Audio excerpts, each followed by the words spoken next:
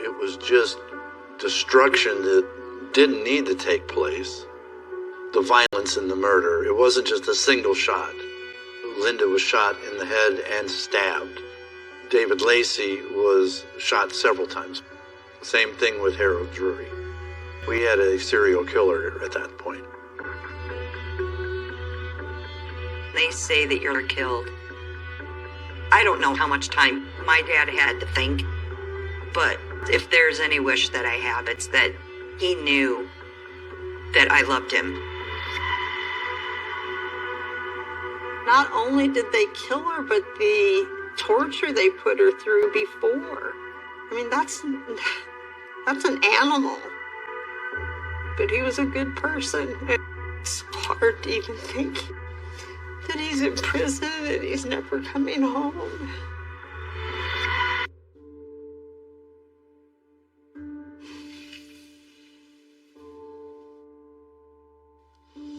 He looks so young. And he just kind of looks hollow. That the people that he hurt will never know that at one time Chad wasn't like that.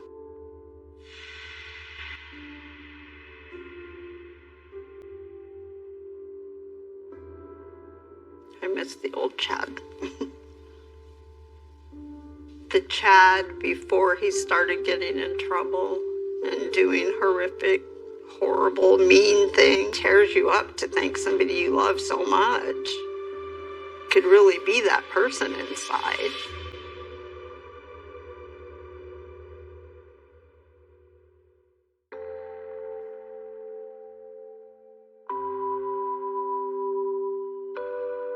Chad was a neighbor that lived on the same street that we did. He was next to the youngest. It was delightful. I was probably 16, and Chad was just a few months old when I started babysitting.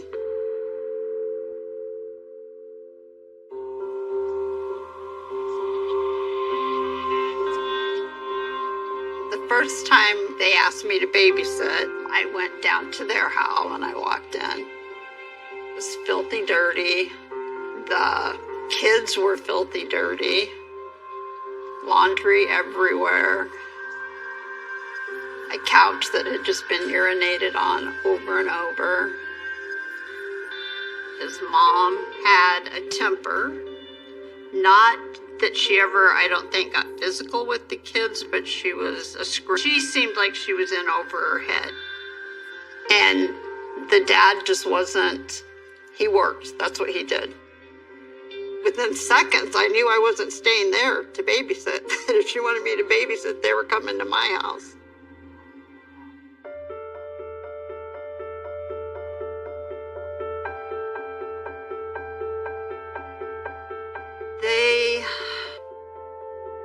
As they got older, it was just Chad mostly spending the night. And I mean, he would stay the night for days at a time. He just seemed like he was so happy when he was with us, and then he would start crying when we had to take him back home. It was really sad. My parents, mom and dad, I believe my parents talked to Chad's mother about adopting. I think she would have done it. Chad's father was not on board with the adoption plan. It makes me sad that we didn't get him, because his life would have been different, I'm sure.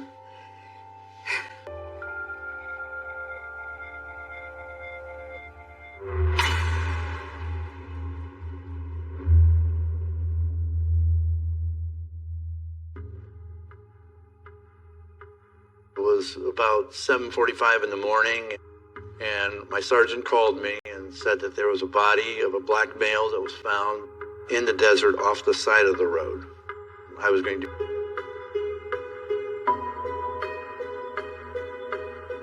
So when I arrived on scene, it was a 2-lane highway, desert on both sides of the property. What I first observed His shirt was pulled up, belly was kind of exposed. His pant pockets were pulled out as if someone went through them. You could I could tell that he was shot several times.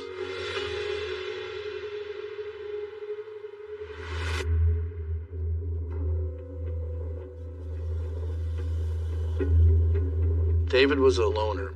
He lived a quiet man's lifestyle, and he worked almost every day in that cab company. As I was responding to the scene, I learned that miles away, and it was completely ransacked. The vehicle was shot up. The tires were shot. The hood was shot. The windows were smashed. It was just totally destroyed. Whoever shot and killed David Lacey and left his body at the first scene, then transported the taxicab to the second scene. It was just destruction that didn't need to take place. I thought it was an attempted robbery that turned into a murder. But why wouldn't they just dump it and leave and get the heck out of there?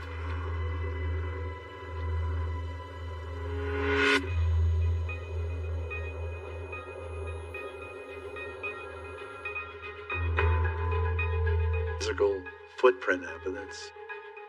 We took every print that we could get out of the cab, and a bloody fingerprint was found in the back seat of the car. But we tried to identify someone that had left that latent print, and we didn't find anyone at that point. In this particular case, the number one thing was trying to identify. But how are we going to do that with the limited information that we had?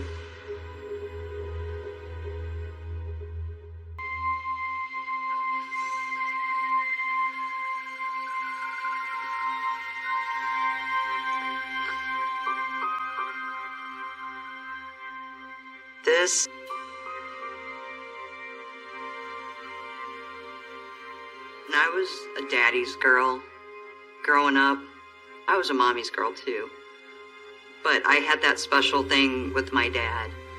So we had that bond. I haven't seen this picture in a long time. Thinking of him, the later years were, not good memories. But he's my dad. And I don't want to forget him just because of some bad stuff that happened. I was in basic training 12 days when I got the call. We were in the barracks, and the drill sergeant said that I had to go with him. I immediately thought something was wrong.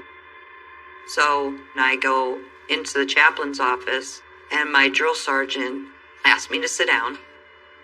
And he says to me that Dad was working at a convenience store and was shot to death in Phoenix in a robbery. And I said, "No, sir, it's not my dad. You got the wrong guy. Dad, he owns his own company." So he said, "No, I'm sorry." And of course, my first thought is the group had something to do with it.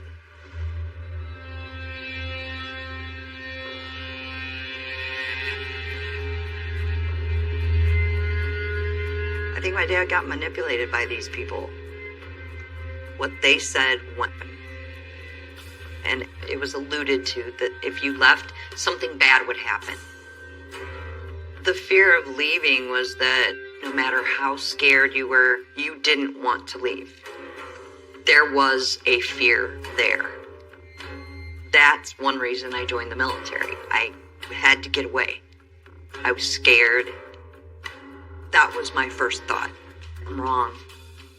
I initially was very convinced they had to have something to do with it. And then terror set in all over again.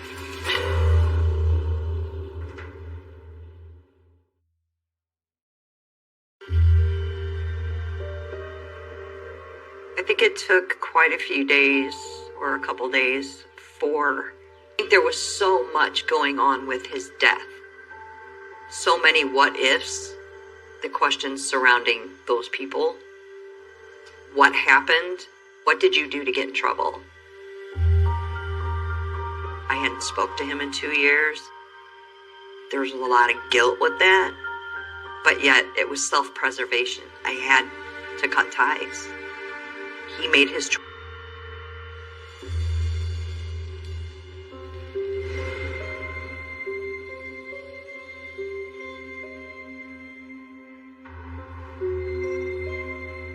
I started hearing my dad talk more about this business partner almost on a daily basis.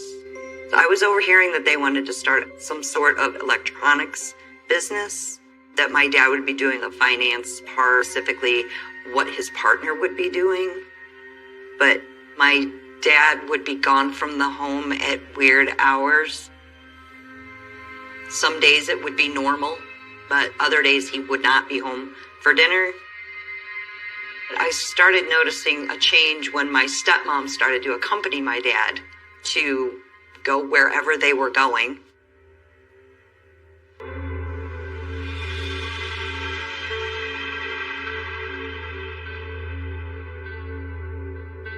The word of the Lord came unto me, saying, The Bible study was at the man's home, who my dad worked with. Thus saith the Lord God, It was just scripture reading, and people would take turns reading. the end is come upon the four corners of the land. There were a couple other kids there going to these meetings once a week. And then eventually it got to 2 times a week. Will judge thee according to thy And then it started being a little bit more. We would go, or we would stay longer than we did last time. I shall not spare thee. Some nights we would be kept out into the wee hours of the morning. That became a norm. Something was out of sorts. I'm even in high school. It wasn't like my dad to break the rules. The life before the group and during the group was very gradual. I didn't see a massive overnight change. It was just a gradual progression. And it was a grooming process.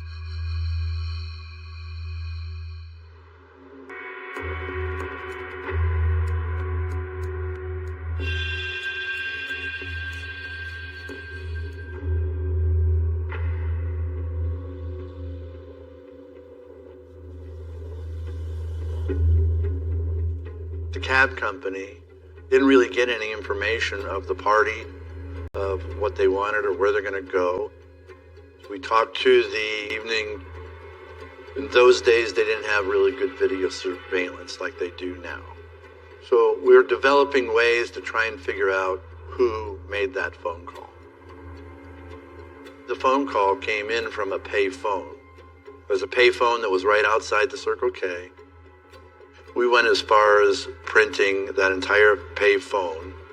But fingerprints, when you use the computer that you just shove them in, and they're going to point out and tell you who they are. I was quickly running out of leads. We didn't have a name of a party being picked up. We didn't have a location of where he was going to be dropped off at that we could follow up on. So we had nowhere to go.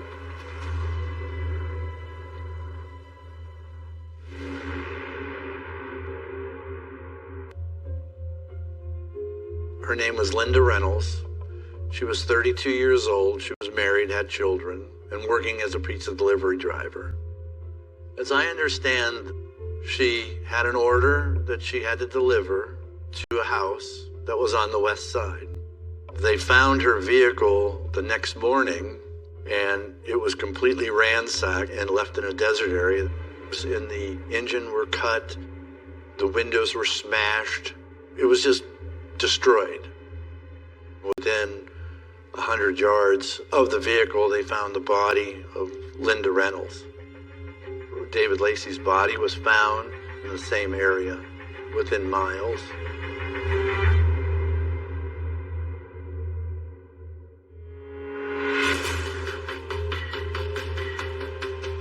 They saw 2 different sets of footprints, and another vehicle.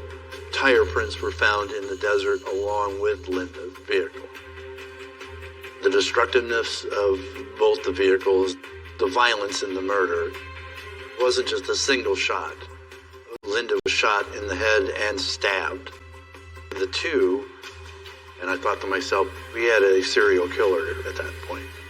And I was worried that it could happen again soon.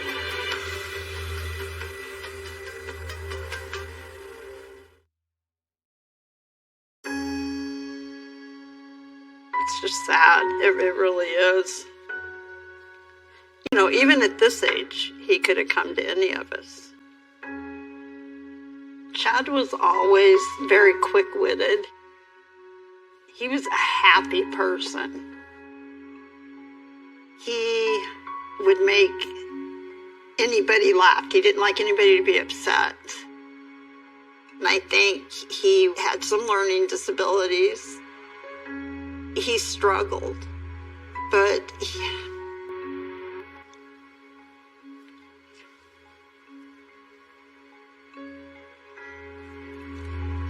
it's hard to even think he's never coming home.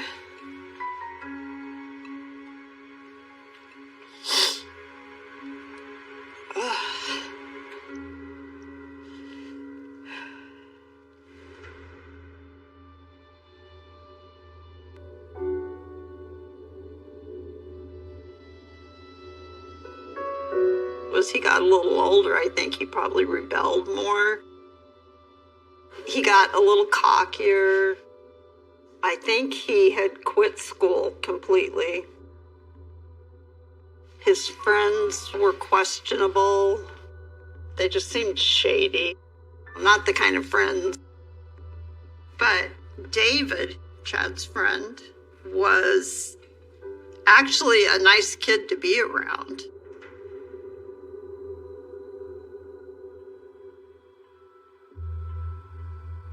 In 1992, Chad and David came to the house just to visit.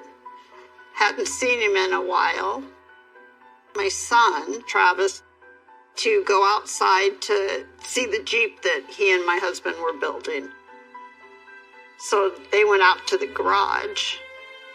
And while they were out there, evidently Chad asked Travis if he could leave a gun there for a couple of weeks.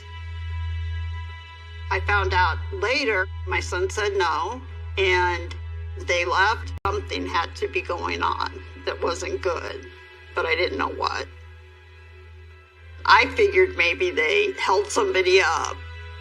Never would I have thought he could hurt someone. Never.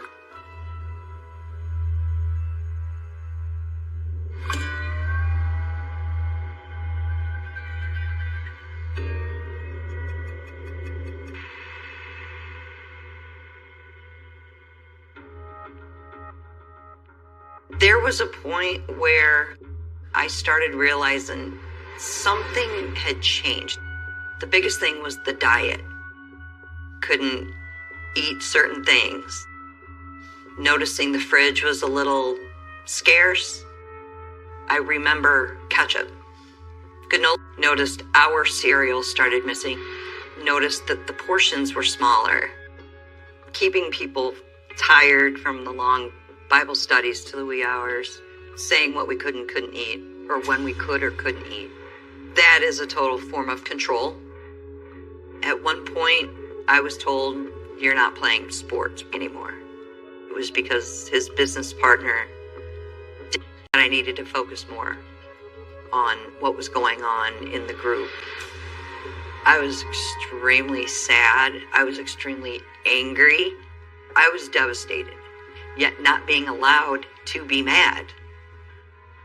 I don't think my dad questioned those rules because at this point had quit his other job. He was all in.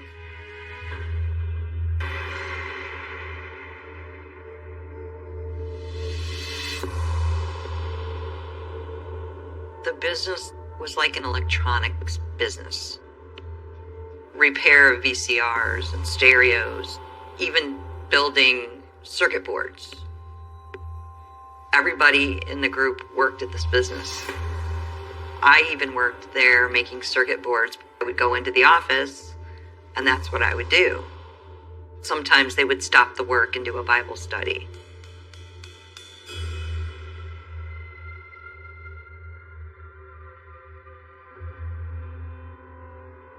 started changing in the Bible studies when the leader claimed that he was the brother of Jesus.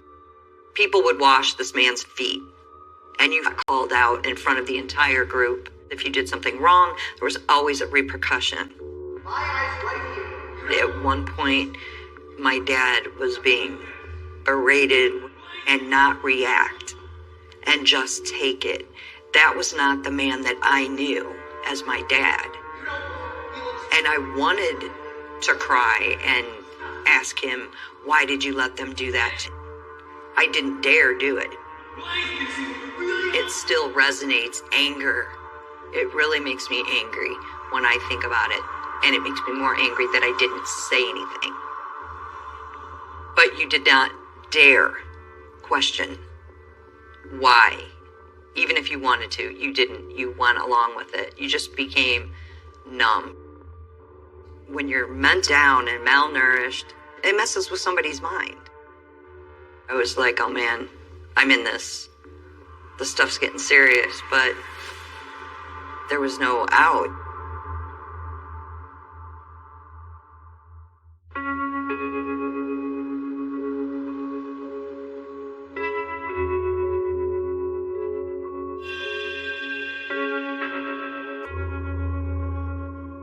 They had discovered a ATM photo of Linda and an unknown suspect. Sometime during the evening that she was captured, they took her to the ATM to try and extract some money. It was late at night, and the suspect was not in full view of half of his face. Linda didn't make a lot of money or have a lot of money, and I think she was only able to get $20 out of the ATM. We didn't have any particular person in mind at that time, but we knew that they were a white male and from an age range of in the 20s to 30s.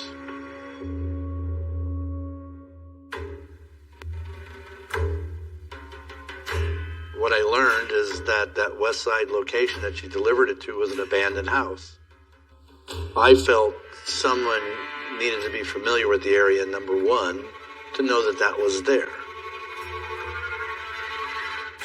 I was able to get some information about the original call, that they ordered a Hawaiian pizza. Instead of having ham on it, like I asked, can I get information of how many people in this area ever ordered that exact same order of pizza? And they said, sure, they could do it.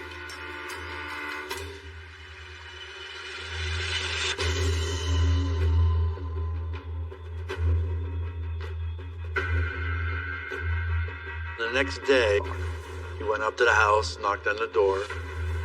The owner confirmed that her stepson sometimes ordered Hawaiian pizzas, and her stepson was named David Hunt.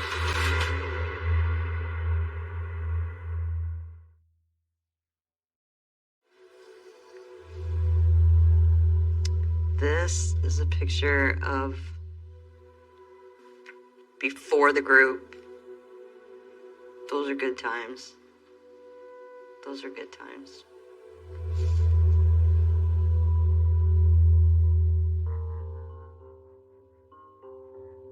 I'm not sure what my dad's vulnerability was. Somehow that man found one spot in my dad's head that wasn't the dad advantage of it. When I graduated from high school, the group opened an office in Nevada, and I was moved up to Nevada into an apartment to take care of the business. I still had to read my Bible. I still couldn't eat ketchup, even though I was alone. But I didn't dare put ketchup on anything, but I was still in that terror stage, the fear stage, where I did not dare leave. I wanted to so bad, but I didn't dare do it. I was scared.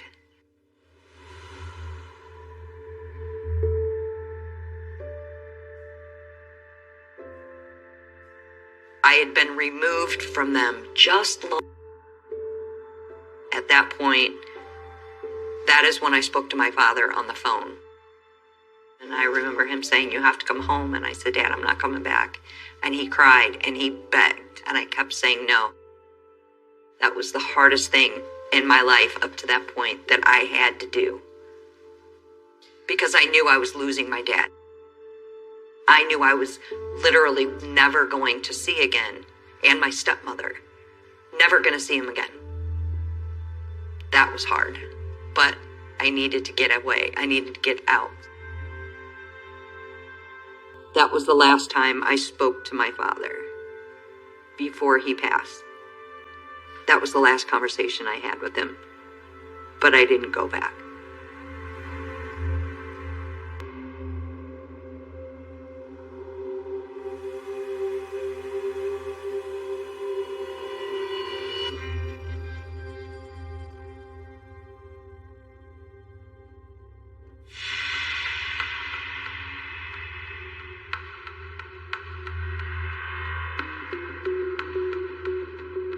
ATM photos were not in color. It was late at night. It was only a partial view of his face, but I thought it was a picture of Chad Lee. And so Chad and David went down to the Phoenix police, and they even offered up voluntarily giving their finger and palm prints. They denied any involvement. And they were cool and calm. I was really surprised. The way they acted, I wondered if we had the right guys.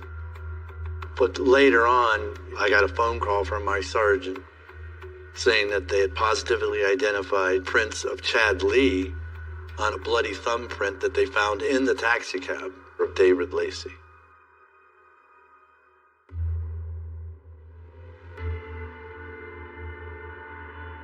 David Hunt at the time was 14 years old. And we contacted his father, and his father gave us permission to talk to him. David Hunt started telling us about the taxi cab driver. And what he told us was basically on that night, they were both wanting money. And Chad, whose cab arrived, he was going to get in the cab, and David Hunt was going to follow in another car.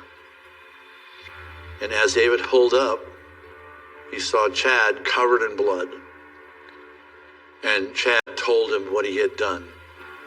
That when he pulled up the gun and demanded money, David Lacey came over the back seat in an attempt to grab the gun, and then that he shot 9 times. And he told us that, yes, he was involved with the Pizza Hut delivery driver, Linda Reynolds. But he put most of the blame on Chad Lee, that Chad had raped her, and said that Chad had been the one to kill her ultimately. He, again, was minimizing his... Chad was a whole different story. He felt like he was a star and was really talkative. Chad admitted responsibility that he was involved in the murder, but not the sexual assault. As he told it, Linda pulled away from him to get away. And as she laid on the ground, he said she was moaning and groaning, and he picked up a knife. And he brought this knife back and plunged it twice into her chest, killing her.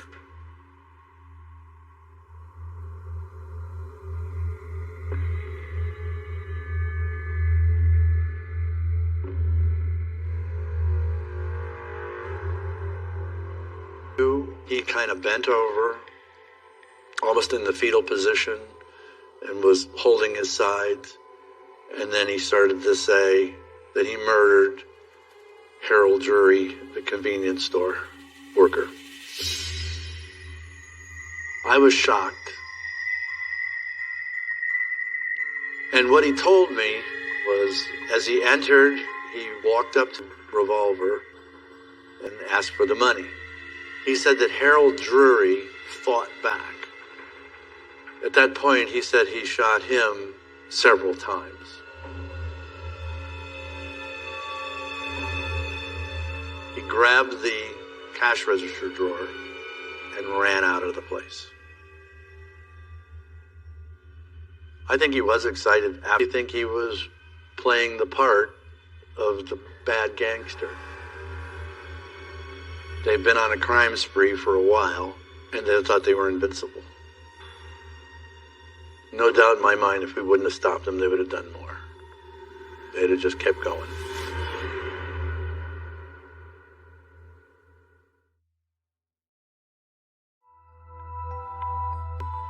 That they had caught the man who had confessed to killing my father, I was just rageful.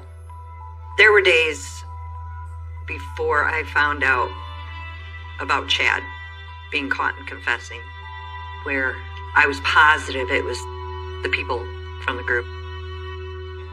But the fact that he confessed to that did it, because he had murdered other people. Maybe if he only murdered my dad and that was it, I still would have held on to it. Could have been someone from the group. I was happy that they caught him, but my overall emotion was rage.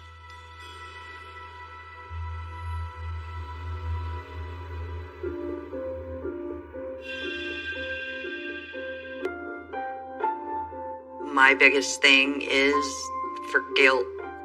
If I never left, he wouldn't have needed that job. So I sit with that guilt, be it right or wrong. If I would have stayed, if I would have come home, I would have had a job, and he wouldn't have needed to be working overnight at a convenience store. They say that I don't know how much time he had to think, but if there's any wish that I have, it's that he knew that I loved him.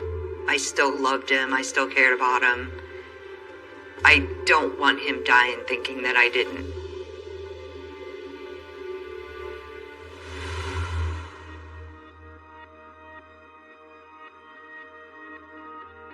Confessions of detailed information about what took place. I think they got less than $300 from all of the murders. It's a shame that these people had to die for just such a little thing, or die at all. The personality that Chad displayed doing these things during the act, violent, very violent. But then talking to him in the interview room, he was kind of like trying to be my friend, and was joking around with me. I think he thought he was the superstar at the time. That, it was a big deal. We don't often have multiple homicides done by the same person, and I think he was just riding that way.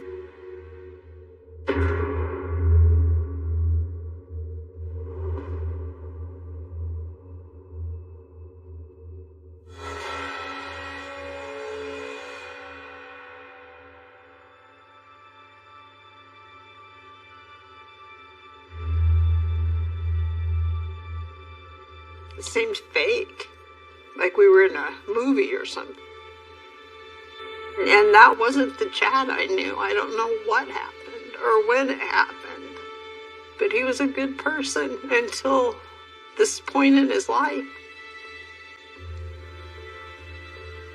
How could he have changed overnight like that?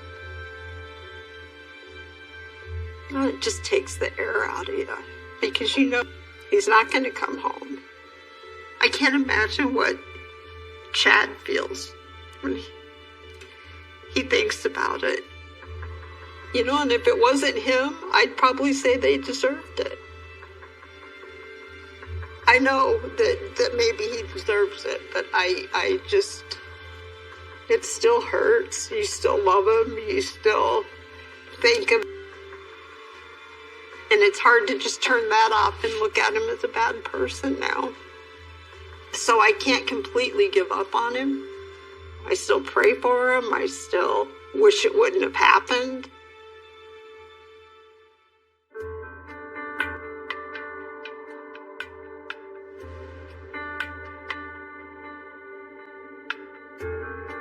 It's become of the group to this day. I personally have not sought them out. I was told that the business partner got in a very bad car accident and died.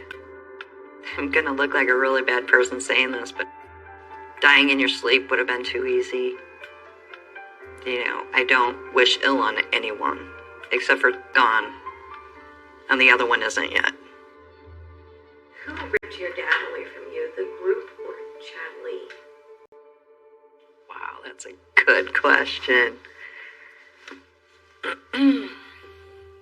I would say Chad. Because there's a part of me that wants to believe that at some point Chad stripped my dad from me because he didn't have a chance to get out of there. I think my dad was just as much a victim as I was. He was an adult, should have known better. I don't know what was told to my dad to coax him into this situation. I don't know what made him turn to go down that road. He got conned the same way I got conned. Yes, I was a kid, but people in that group, they were taught how to react, when to react, and when not to react. That's what you were taught. It was all control. It was all conning. There's a small little piece in my brain, I think, that'll always be there. And that situation is more traumatic than even my dad's murder because it encompassed my life for years. It happened. I lived it. There's no denying that it happened. It's just part of who I am, it made me who I am today.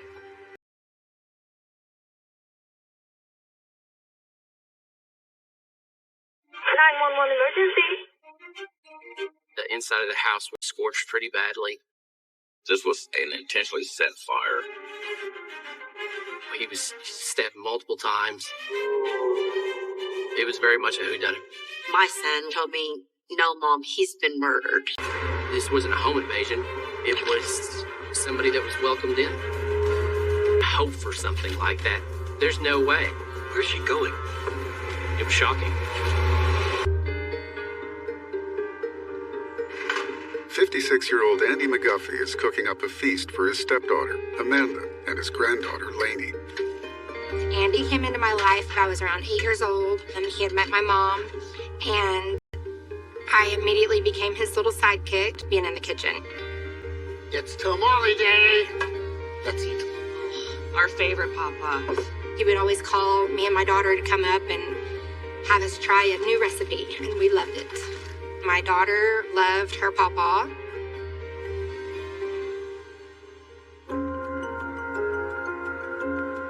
Andy's wife, Angela, isn't at tonight's dinner.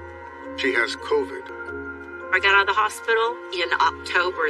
They had forecasted some very strong tornadoes.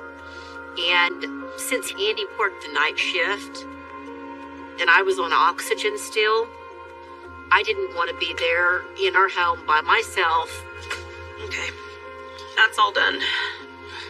All right, we're gonna head out. See ya. Okay. Bye, you. I did speak to him Thursday evening. And?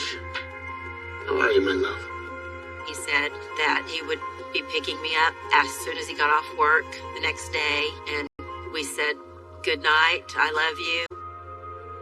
And that is the last time that I spoke with him. Okay, bye. Next morning, Andy's boss calls Angela. Andy failed to turn up for his 1 a.m. shift. I said, "Well, I'm very concerned because I've been with him for 30 years and he's never missed work and not called. My son, Josh, lives a few miles from our home. And so I asked him, so just checking on Andy to make sure he was okay."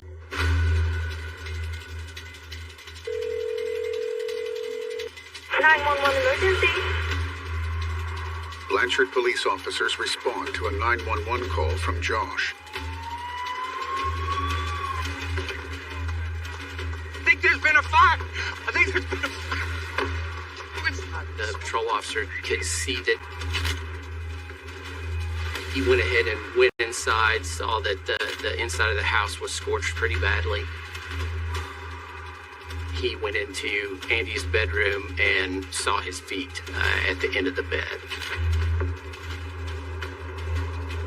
Even though upon initial glance you couldn't really see how he had died, they were relatively certain pretty quickly. Agents from the Oklahoma State Bureau of Investigation arrive on scene, along with the fire marshal. Went into Andy's bedroom. He was covered up pretty well. He was stabbed multiple times. I'm counting at least 11 stab wounds. We observed lacerations and cuts to the head, to the neck, to the face, to the chest. Because of the widths of the stab marks, it looked like more than one weapon that was used to stab Andy. We quickly came to the conclusion that Andy had murdered. Calls his mom, Angela. It was really kind of surreal because it sounded like he was crying, but my son doesn't cry. Mom? He said, "Mom, Andy's dead." And so I screamed. And I said, "Did he have a heart attack?" And no, Mom, he's been murdered.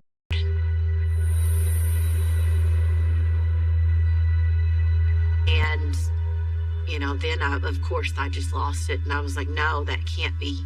That can't be. That just can't be.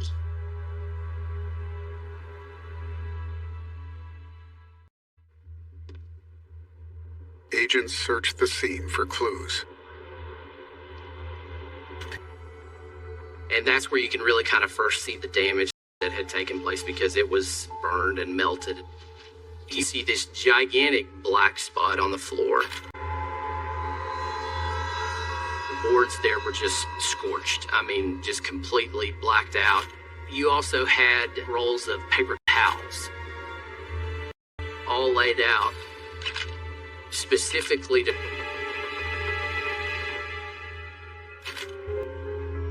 We noticed they were aerosol cans that were put onto the stove. Had the fire been able to spread into the kitchen area, the aerosol canisters would have made explosions. This was absolutely not an accidental fire. It wasn't a mishap. It wasn't a careless cook, a careless dropping of a cigarette. This was an intentionally set fire. I thought this wasn't a home invasion. This wasn't somebody that kicked in the door and just went to town on him. It was somebody that was welcomed in.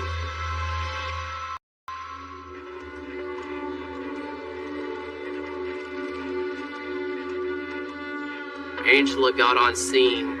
She had an oxygen tank on. She was using a walker to be able to get around. She was very, very sick. Angela told us that she had spoken with Andy the night before, around 6 or 7 at night. Then she was woken up the next morning by a phone call from Andy's boss saying that Andy hadn't arrived at 1 a.m. for work. So Andy was killed during that time frame. Did you notice anything missing from the property? A lot of property that was missing. There was like a laptop that was missing, purses, DVDs, neck massager. And Andy's white Toyota was missing. I found out that there were a large number of firearms that were missing from the house, including a pink BB gun. We talked to a lot of the friends, a lot of the family. There was nobody that had any kind of motive to hurt him or anything like that. So, you still don't have a suspect. It was very much a whodunit.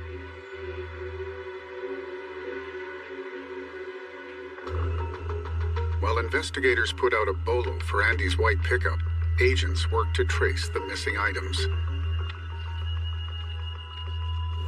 Agent Gatlin just happened to thank pawnbrokers across the United States. Hey, Matt, we got a hit on the pink BB gun. He was able to determine that a pink BB gun had been pawned and a neck massager had been pawned.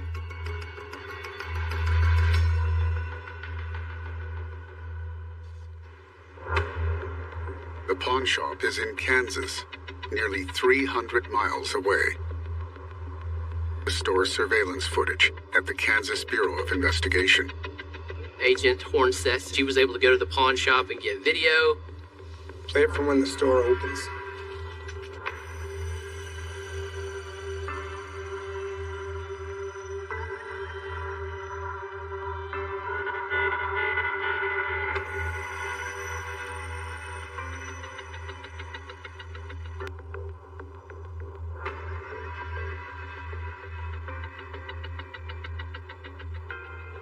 There. What's that? Got the pink BB gun. And the neck massager.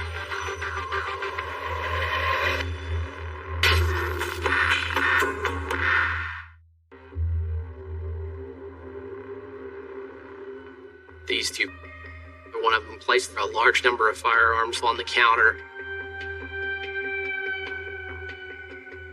One of them was, a large individual. Punch in.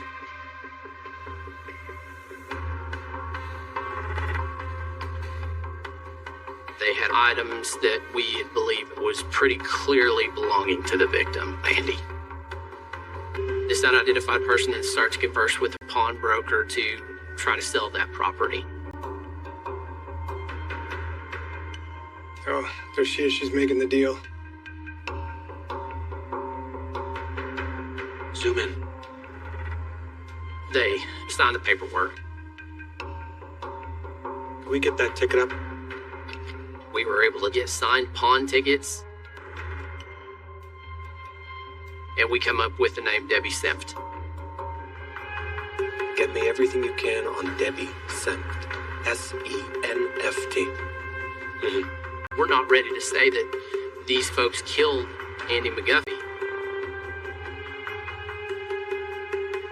But what we can say for sure is that they had property that very much looks like Andy McGuffey. The next morning, investigators receive Andy's phone records. So what we were able to see there is who Andy was last talking to the day before the homicide and some of the messages that were going back and forth. That's a lot of messages from the same number.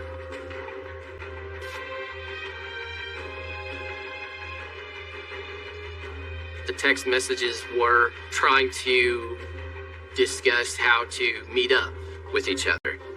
Look at this.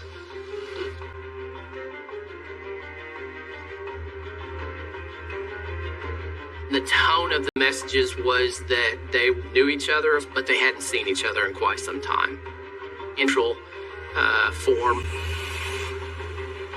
Andy had even sent a picture of some alcohol that he was drinking at his house, saying, basically saying, yeah, sure, come on by. Andy arranged to meet this person at his house on the night he was killed. We gotta run that number to the database.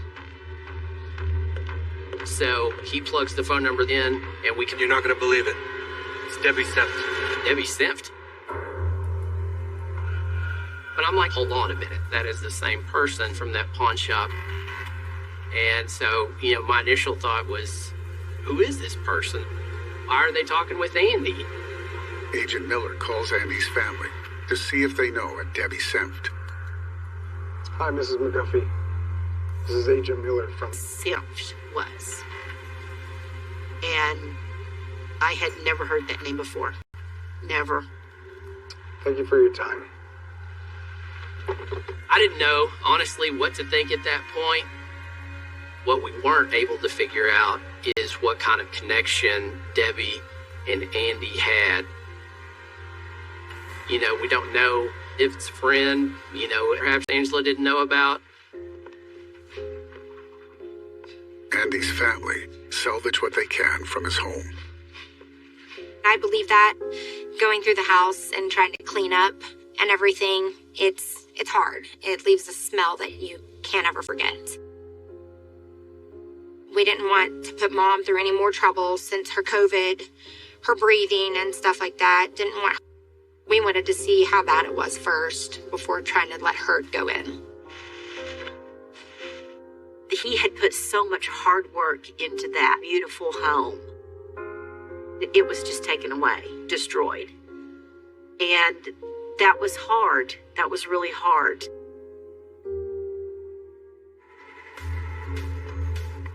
Agents contact Andy's neighbor the night he was murdered. During our process of interviewing the neighbors, one woman that we were able to talk with had said that her husband had noticed an unusual vehicle at Andy's house the night before. He gave us a lot of good information. He said that it was like a dark colored, like a charcoal four-door sedan from the description that he had given. Another interesting point was that he had noticed there was a large black dog in the car as well. We looked at that as a potential source of further evidence. You think maybe the person that's driving that car could have something to do with Andy's death. To Andy's murder. They find that she rented a gray Toyota Corolla in Texas 3 weeks earlier. We were able to get the plate information for the gray car, get that to our dispatch, and be able to have that entered. Yep, I got it. A buddy of mine within the Oklahoma Highway Patrol, he tells me there was an accident. A patrol officer responded to a crash involving he was killed. They were able to provide, copies of the accident, the citations, as well as the video from that accident. Here we go.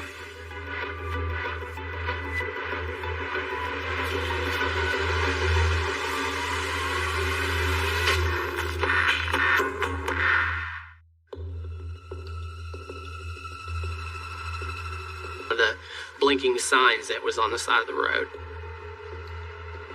How you doing? Where's Mom at? She was heading to Petro.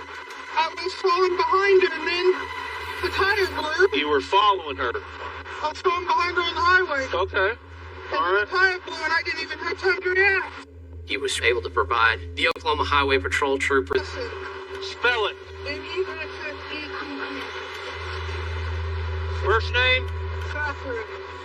Z-A-C-H-A-R-Y? Yeah. Who is Zachary Musset?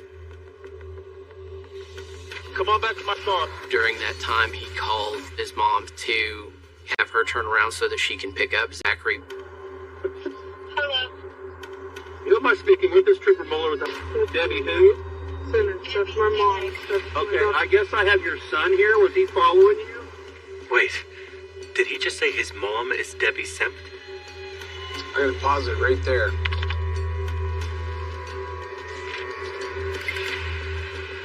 The person seen with Debbie Sempt in the security footage from the Kansas pawn shop is Zachary Musset. 19 minutes later, Debbie Sempt arrives at the scene. Is it okay for me to get out and talk? Yeah, you can get out and talk to her. Debbie arrived. The conversation between the three parties on scene in that accident, which is, the trooper, Zachary, and Debbie, none of it made any sense. Thank you so much for calling. The one that was supposed to be driving the car, but he went off with a friend and left us in the middle of nowhere. So we're just trying to get to the Petro. Okay. Imagine that. He knows that they're acting weird, they're acting sketchy.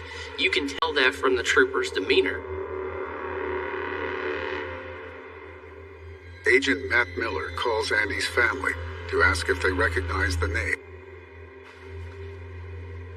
Matt actually relayed the name Musset. I said, wait a minute, Zachary Musset.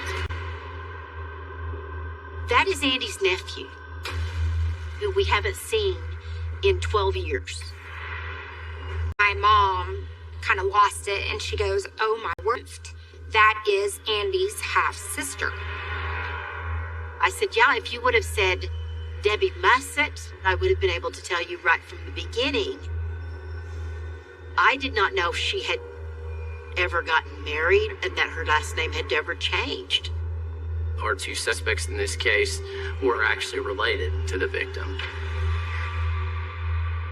And surprising. We had figured out that they had pawned items that belonged to Andy in Kansas. We then know that Zach was in an accident in Oklahoma City around 6 o'clock in the morning, the day after Andy was killed. But what we don't know is what happened the day of the murder, and that's our job to figure out. Agents secure the GPS data for Debbie Semp's phone. Lieutenant Gatlin was able to plot out Debbie's cell phone locations and determine that she was, in fact, in the area during our period of time where Andy may have been killed, in between that 6 to 7 time to 1 a.m. Hey, Matt, come look at this.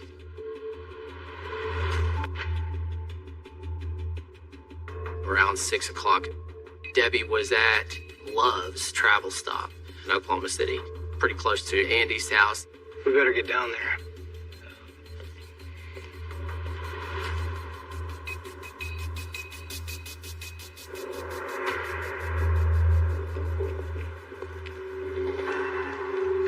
Agents search the area of Zachary's movements during that time. So next door to this Love's is a car wash. We go through the car wash.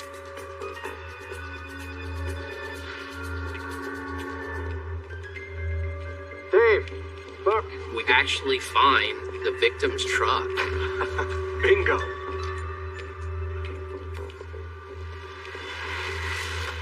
Hold of the owner of the car wash. Major Miller from the OSBI. We need to see your surveillance footage now.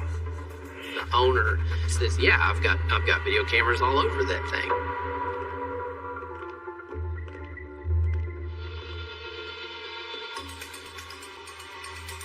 I started watching the videos. Load up the outside camera. I wasn't quite sure what I was going to get. At the most, I thought at that point to get, some sort of pinpoint location that I could get some sort of forensic information or forensic evidence for the case. What I never could have expected is that I would have videos better than that forensic evidence. Wait, stop. On the video from the car wash, it's around 1:30. You have them pulling in the Penske moving truck, but you also have them pulling in Andy's white Toyota Tacoma.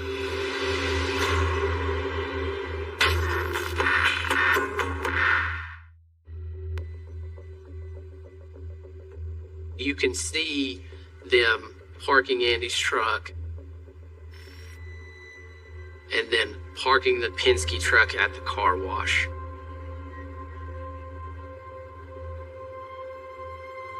Switch to the inside.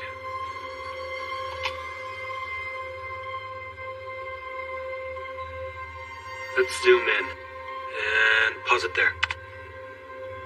What you see is an inspection of several different weapons that are in the car. And Zach almost kind of taking stock of what they have.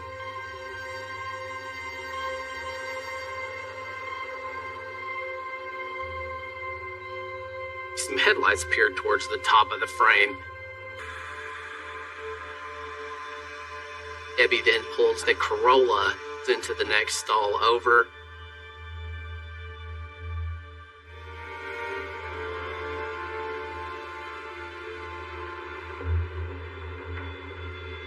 So in one bay, you have the Toyota Corolla. Switch back. Is Andy's truck. And then you have the Penske moving truck that's concealing what they're actually doing.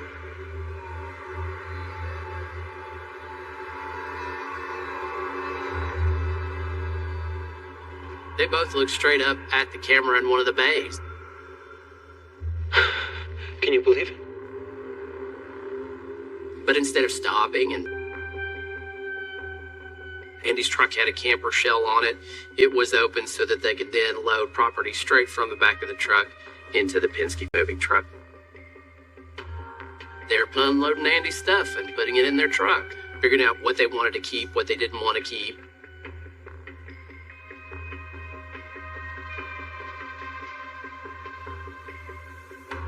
Pause it. There. The neck massager from Andy's home. Because I've been involved in this case from the very beginning. It's very exciting, especially whenever you start recognizing things that are actually coming out of the truck.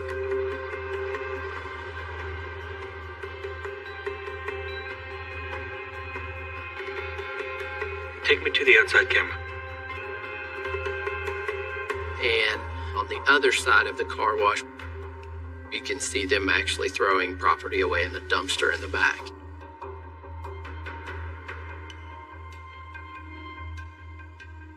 It was really cold-blooded that anything that they had taken from Andy that they didn't necessarily want, they just threw away.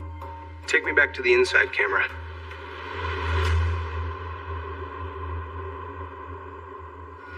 Wait, what's that? Zachary pulls out a knife from the truck, walks off screen, and then comes back wiping the knife off on his pants. That could have been, he was destroying evidence.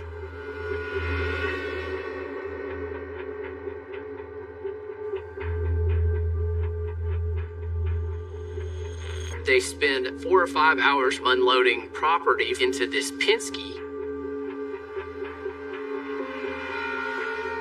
Once you can kind of tell they're starting to wrap up, they're about to leave, they start in the anticipation that somebody is going to find it. And so you can see them kind of going through in their mind everywhere that they've touched, which is like, you know, the handle on the camper shell, the door handle. You would never in 1,000 years say, well, yeah, I hope we've got a video of them driving it in and then trying to destroy evidence by wiping their fingerprints off everything. Debbie and Zachary leave the car wash at 5:30 a.m.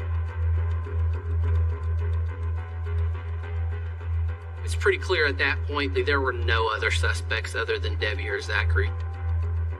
So that's when the decision was made to go ahead and type up that arrest warrant. The family are left reeling after receiving the news that a murder. It was extremely difficult for me to comprehend because they had dropped so far off of my radar. You know, I mean, as far as I knew, we had no contact with them at all. There were no words to explain how shocked we were that family members could do that. Just to know that someone in his family was capable of that just made it too hard. Agents ping Debbie's phone to pinpoint her location. It reveals that she's in Wyoming. Agents call local law enforcement to make the arrest. Wyoming enlists a couple of their guys to kind of wait in a certain part of this route. And they just waited for a Penske truck to come by. You got eyes on him? They confirmed pretty easily that Debbie was driving the truck, and then radioed their counterparts on the highway patrol. When the moment's right, bring him in. Hands where I can see him! Step outside of the vehicle slowly. Keep your hand. Put up a fight or anything like that. Slowly. Turn around, hands behind your head. And we were able to get Debbie and Zach taken to jail. All right, let's get this thing towed. Debbie is one of the more unassuming people that I've ever arrested. But Andy was stabbed multiple times. So whenever you have somebody that was stabbed that many times, you know you're dealing with a very dangerous person. And one of the biggest questions that I had was the motivation, because at that point, we had no idea what they might say.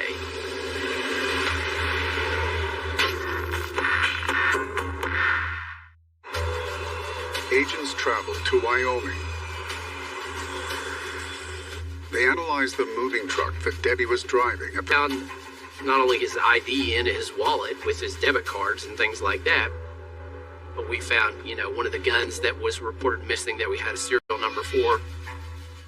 We found a wedding picture. There was a large gun case, but there was all kinds of stuff, glasses that were wrapped in dish towels. And I thought to myself, why would you steal it? Nailed down, they took it.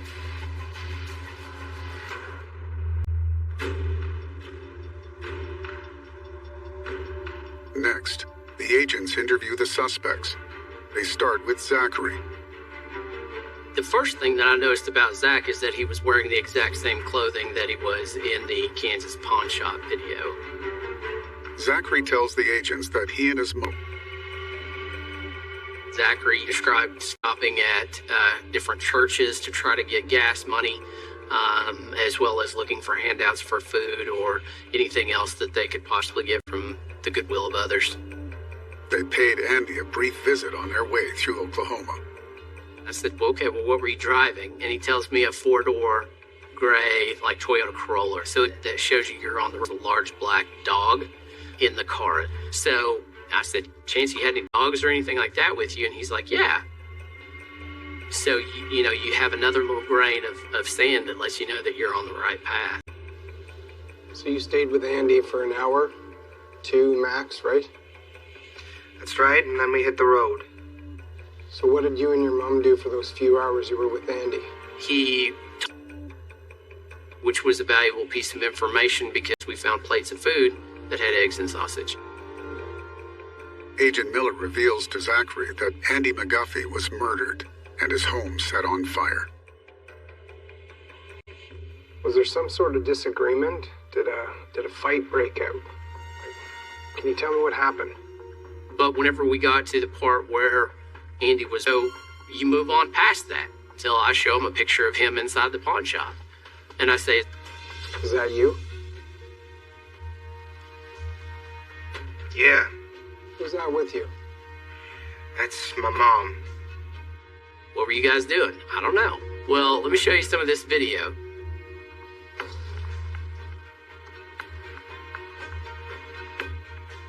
Think you're pawning something? Yeah, what are you pawning? I don't know. Where would you get that sort of stuff? I don't know. So, it's pretty clear at that point that even with, pressing or, whatever you can do or tips or tricks that you can try to get him to tell you the truth, that he's probably not going to. Next. Debbie was certainly the leader of the two. I mean, he was her adult son.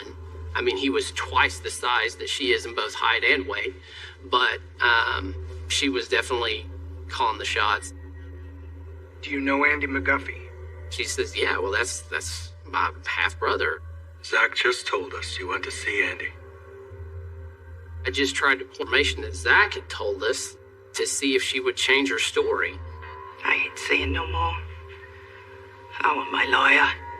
And what that ultimately ended with is her just asking for a lawyer, so the interview pretty much stopped after that. But by that point, we do believe that we've got enough information. So Lieutenant Gatlin and I charge both Zachary and Debbie with murder in the first degree. February 14th, 2023. Debbie Sempt and Zachary Muzzett stand trial for the murder of Andy McGuffey. Prosecutors step through the events that led to his killing. The night that Andy was murdered, what they ended up doing was parking and then taking their rented Toyota Corolla out to Andy's. We know that they were at Andy's house. We had found the plates of food more than one person had been eating.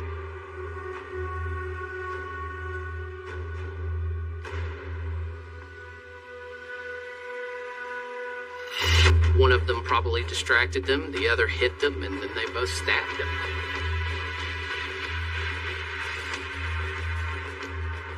So Debbie and Zach both then load up all of his possessions in his own truck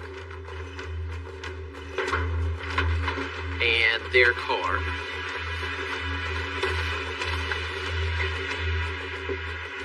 We to his bedroom because of how he was positioned and how he was wrapped up in the blanket. And then they went to great lengths to try to set this fire to make sure that it would burn the house down.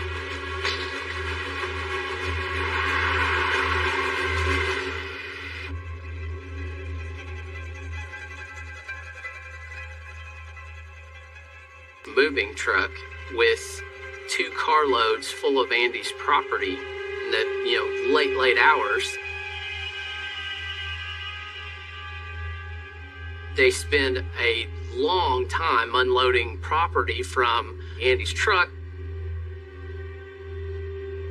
and they leave around 5:30 in the morning, where the pink BB gun had been pawned and a neck massager had been pawned. They kept going north up through Nebraska. 3 days later, they were caught in Wyoming. Angela, I can see him! The motivation very much looks like it's just theft. They made it very clear, particular time, and that was what they knew that they could do to get money. I mean, that's just to take somebody out of this world for all their possessions is just a hard pill to swallow. In the multiple times that I've had interaction with them, there was never any sign of remorse, never any tears, nothing. Guilty of first-degree murder. The judge sentences them to life in prison without parole for Andy's killing and 35 years for arson. That was a relief. I'm actually grateful that that's the sentence that they went with. A lot of tears and a lot of smiles. I don't think it's overstating anything to say that the videos of them unloading and loading stuff at the car. Brother was the one that was supposed to be driving the car, but he went off with a friend and left us in the middle of nowhere, so we're just trying to get to the Petro. Investigators found no evidence that any of Debbie's brothers had knowledge of or involvement in Andy's murder. I'm both sad and angry that Andy no longer gets to be here to life. That they don't get to have their grandpa to go fishing with and have him cooking up his awesome food. He cherished all of his grandkids. I'm pretty sure my mom still cries every day. I'm almost positive she still cries every night. I know she's got the last voicemail that he ever left her. It would surprise me if she still... The impact that it's had on me, for certain, is devastating. I really think he was one of a kind. I used to say he was my whole package. My whole package.